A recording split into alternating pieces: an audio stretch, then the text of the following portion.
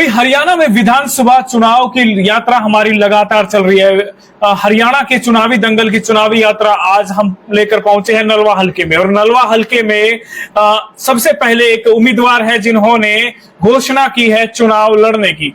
क्यों वो चुनाव लड़ना चाहते हैं, क्या कारण है, और चुनाव अगर लड़ते हैं तो क्या, अगर जीतते हैं तो वो क्या करेंगे, और आखिर वो मन ही क्यों बनाया चुनाव लड़ने का, तमाम बिंदुओं पर, तमाम पहलुओं पर उनसे बातचीत करेंगे। हमारे साथ मौजूद है प्रद्युमन जोशीला जी, जो नलवा हलके से चुनाव की पहले से ही तैयारी भी कर रहे थे, समाज सेवा के काम में भी लगे रहे थे और एक बतौर पत्रकार भी अपना कार्य पहले करते रहे हैं। तो बातचीत कर लेते हैं। सर नमस्कार। जी बहुत बहुत धन्यवाद। सभी दर्शकों को नमस्कार, राम राम। सर अचानक से किस तरीके से विचार बनाया कि मुझे नलवा हलके से चुनाव लड़ना है? हालांकि अभी किसी भी उम्मीदवार ने की घोषणा नहीं हुई है, सबसे पहले आप उम्मीदवार हैं जिनकी घोषणा नलवा हलके में हुई है। तो कारण क्या है चुनाव लड़ने का, क्यों लड़ना चाहते हैं नलवा हलके से चुनाव?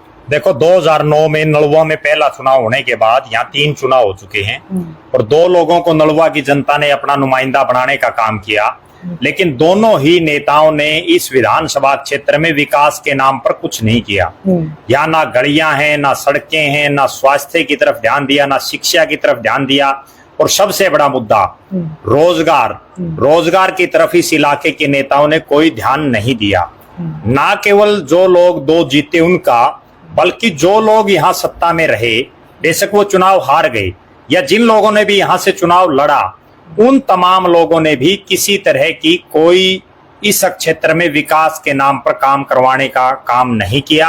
ये इलाका पूरी तरह से बदहाल, और यहाँ के लोगों का जो मूलभूत जो सुविधाएं हैं जी, उनकी तरफ कोई ध्यान इन नुमाइंदों ने नहीं दिया। इस वजह से मुझे मजबूरन लोगों की आवाज बनने के लिए, लोगों के काम करने के लिए, इस इलाके को भी हरियाणा प्रदेश के बराबर उनका हिस्सा दिलाने के लिए इस चुनावी मैदान में आना पड़ा। जी थोड़ा सा मैं शॉर्टकट में जानना चाहूंगा कि ऐसा क्या वजह है कि आप जो कह रहे हैं कि रोड नहीं है, स्वास्थ्य नहीं है, बेरोजगारी नहीं है, ऐसे क्या तथ्य हैं आपके पास जिसको लेकर आप ये बात कह रहे हैं?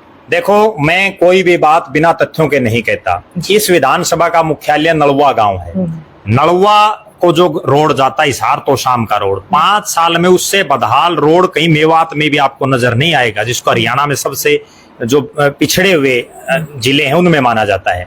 दूसरी बड़ी बात, यहाँ के जितने लिंक रोड हैं वो तमाम टूटे हुए पड़े हैं। एक सड़क भी ऐसी बता दें जिनको सही ढंग से 5 साल जो सड़क ठीक ठाक चली हो। दूसरी बात, इस पूरे इलाके में रोजगार के नाम पर अगर कुछ भी किया हो, कोई एक इंडस्ट्री लगवाई हो, कोई सरकारी लगवाई हो, कोई प्राइवेट लगवाई हो, तो यहाँ के नुमाइंदे या जिन लोगों ने यहाँ से चुनाव लड़ा वो बता दें। तीसरी बात, इस पूरे इलाके में नहरी पानी की सबसे बड़ी समस्या है। यहाँ ना पीने का पानी है, ना नहरों में पानी है। यहाँ एक बहुत बड़ा इलाका गोरछी, गावड़, बासड़ा, सरसाना, चौधरीवास से लेकर के और नलवा, बालावास, दुबेठे, बूरे, तमाम जो ये इलाका, ये रेतीली जमीन है। और इस रेतीली जमीन में यहाँ टिब्बे हैं बहुत ज्यादा। इन टिब्बों पर पानी, टिब्बों में पानी पहुंचाना तो बहुत दूर की बात है। जो समतल जमीन है उस पर भी सिंचाई का पानी ये नुमाइंदे नहीं पहुंचा पाए। चौथी बात, शिक्षा और स्वास्थ्य 2 सबसे मूलभूत चीजें होती हैं, और दोनों ही चीजों की ये हालात है कि ना यहाँ शिक्षा सही है, ना स्वास्थ्य का कोई नया इंस्टीट्यूट यहाँ खुला, ना शिक्षा का कोई नया इंस्टीट्यूट यहाँ खुला, कोई सरकारी नया अस्पताल इस इलाके में नहीं बना। और अगली बात, इस पूरे इलाके के नेताओं ने, जिन लोगों ने यहाँ का जनप्रतिनिधित्व किया है, उन लोगों ने कभी इस तरफ ध्यान भी नहीं दिया। वो तो केवल परिवारवाद में और अपने व्यापार को बढ़ाने में ही लगे रहे। जी तो ये बताइए, आप इतनी बात बता रहे हैं, आखिर आप चुनाव लड़ रहे हैं, और अभी इससे पहले तैयारी आपने क्या क्या की है और किस तरीके से लोगों से मिले हैं? क्या कोई अपने साथियों से विचार विमर्श भी हुआ है? क्या अचानक से मन में आया कि मुझे चुनाव लड़ना है? देखो, कोई चीज अचानक से कभी मन में नहीं आती। मैं पिछले लगभग 22-23 साल से सामाजिक कार्यों में, पत्रकारिता के माध्यम से, राजनीतिक गतिविधियों में तमाम लोगों से जुड़ा हुआ हूँ। ना केवल नलवा विधानसभा बल्कि हिसार जिला और हरियाणा प्रदेश के तमाम 90 के 90 इलाकों के लोगों से मैं बड़ी अच्छी और सही ढंग से जुड़ा हुआ हूँ। हजारों लोग ऐसे हैं, हजारों हजार जो मुझे जानते हैं और मैं उनको जानता हूं। मुझे ये पता है कि दुख और तकलीफ क्या होती है। खास बात मैं बताता हूं, मैंने इस नलवा हलके को ही नहीं पूरे हरियाणा को मोटरसाइकिलों पर नापा है। मोटरसाइकिल के ऊपर जो आदमी चढ़ करके मोटरसाइकिल पर बैठ करके गली गली मोहल्ले नुक्कड़ चौराहे सबको जानता और वहां सब जगह गया हो तो उसको ये पता है कि आखिर बीमारी की जड़ कहाँ है, बीमारी कहाँ है, उसका समाधान क्या होगा। इसीलिए मैं चुनावी मैदान में उतरा हूं। ये बताइए, अगर आप यहाँ की जनता आपको वोट दे देती है, आपको एमएलए बना देती है, तो आप क्या क्या काम करेंगे उनके लिए? किस तरीके से उनकी उम्मीदों पर खरे उतरेंगे? देखो, मेरा बहुत ही स्पष्ट विजन है, साफ और सुथरा। मैं कोई झूठी बात नहीं करूंगा, ना मैंने पहले अपने पूरे जितना मेरा जीवन उसमें की है। मैं साफ कहना, सुखी रहना उन इंसानों में शामिल हूं।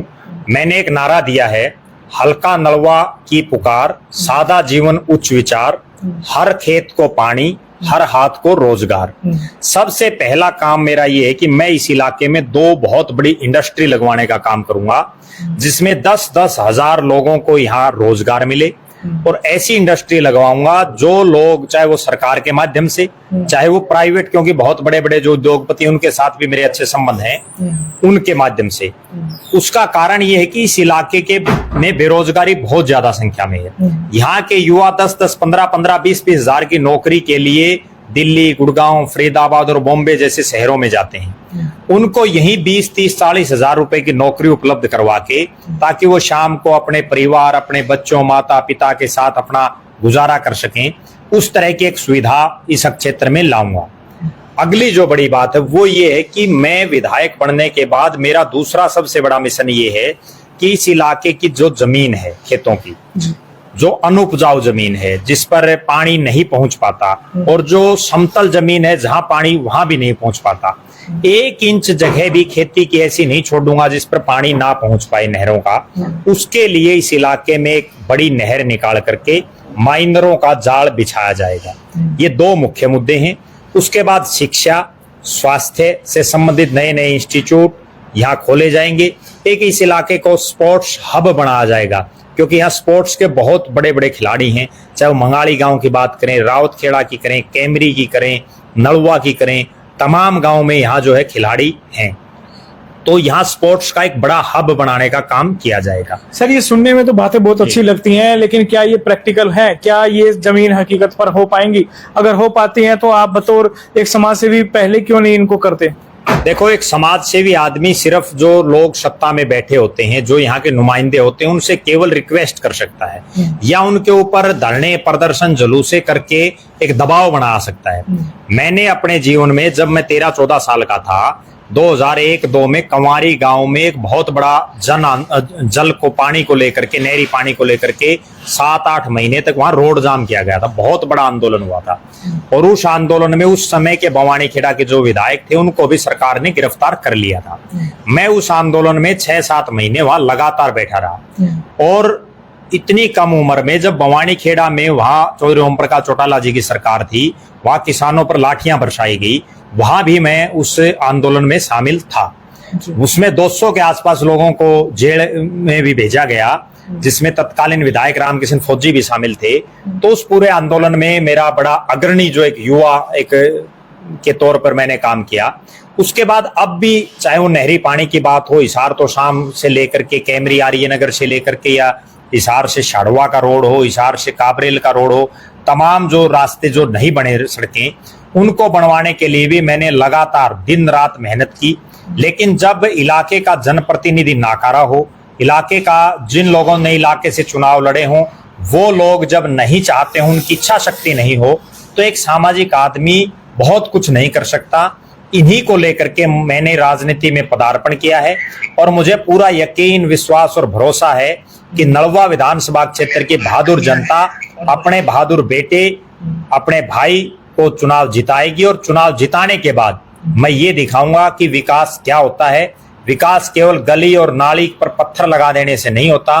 असली विकास तो ये है कि आप खेतों को पानी दो, युवाओं को रोजगार दो, तभी काम चलेगा। अच्छी शिक्षा दो, अच्छा स्वास्थ्य से संबंधित जो है इंस्टीट्यूट खोलो, और खेलों को लेकर के एक विशेष विजन आपका होना चाहिए। चलिए, ये थे हमारे साथ प्रद्युमन जोशीला जी, जिन्होंने अपनी बात रखी और अपने विचार रखे।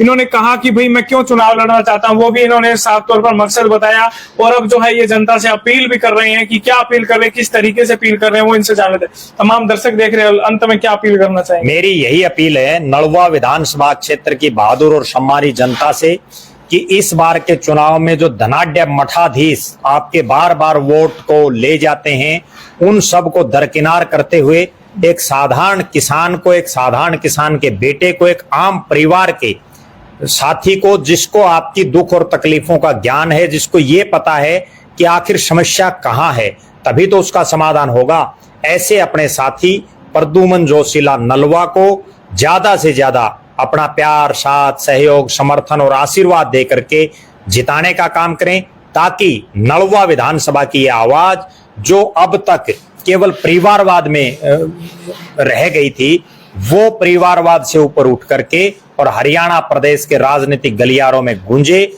ना केवल हरियाणा के राजनीतिक गलियारों में, बल्कि पूरे देश की राजनीति में ये जाना जाए कि प्रद्युमन जोशीला वो शख्स है जिसको नलवा विधानसभा क्षेत्र की बहादुर जनता ने अपना जनप्रतिनिधि, अपना सेवक बनाने का काम किया है।